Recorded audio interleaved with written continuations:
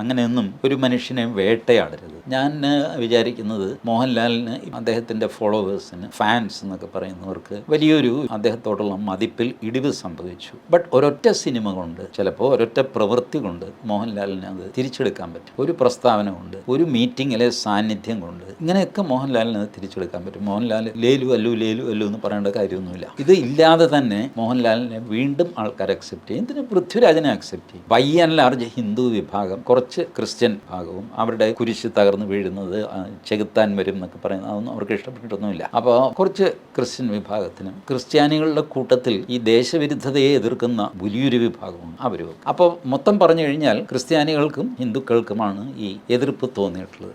ഇതുപോലെ അലിയിച്ചു കളയുന്ന സ്വഭാവം ഈ രണ്ട് കമ്മ്യൂണിറ്റിക്കും ഉണ്ട്.